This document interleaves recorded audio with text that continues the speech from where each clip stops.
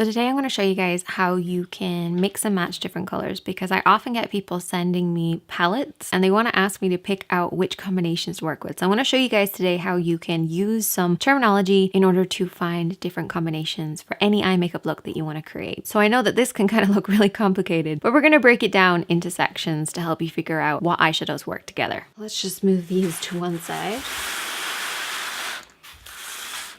For any type of makeup look, all you really need to do is to have light, dark, and medium. Your lighter shade, your contour shade, and then a medium tone, which is your transition shade or a mid-tone. Using my own skin tone as a guide, we want to have a highlighter shade that's at least one shade lighter than our skin tone. We then have our contour shade, which should be at least one shade darker than the skin tone, but can be anywhere up to like 3 or 4 shades darker. Once you found these two, you then want to find your transition shade or your mid-tone. This should be an in-between of both of these. It's almost as if you took these two shades, mixed them together, you'd get this. So that's why these three work really well together. So 1, 2, 3. So using this combination of a light, a medium, and a dark, you can find lots of other combinations. This light kind of purpley tone, we have a dark purpley tone, and then we have an in-between shade. The most important thing is that this in-between shade should pretty much be a matte finish. These can be either or, so they can have satin, shimmer, whatever works for you. But you can also mix and match these. So this doesn't necessarily have to be these two shades combined.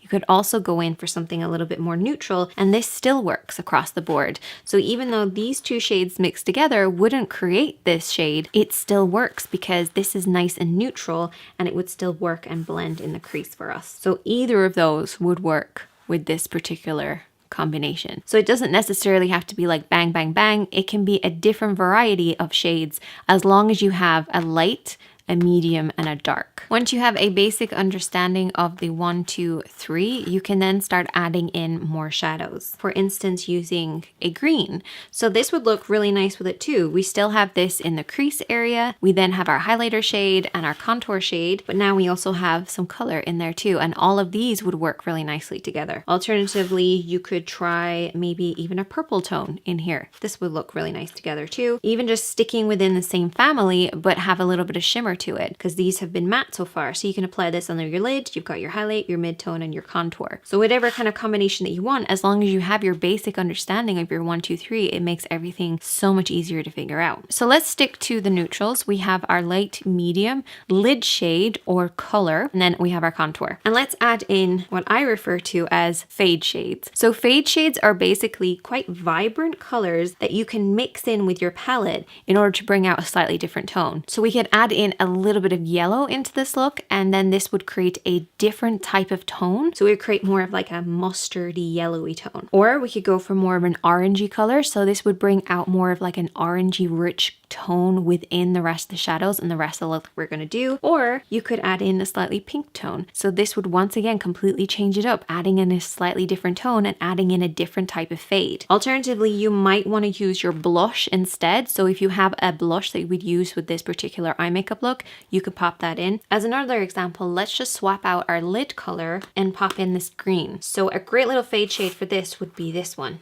You can see how this would pick up on the slight little yellow tone within this beautiful green. Alternatively, we could pop in this purple tone, and then we could use the pink to pick up on the pink within the purple. That can be a nice little combination. So that's a great way of kind of using your basic colors, your 1, 2, 3s, your fade shades to then bring out any sort of like lid colors that you prefer. So you might come across this combination in a palette and think, well, how do any of these work together? But now that you've broken them down into sections, they do all work together. Let me put together a few different combinations. So some highlighters.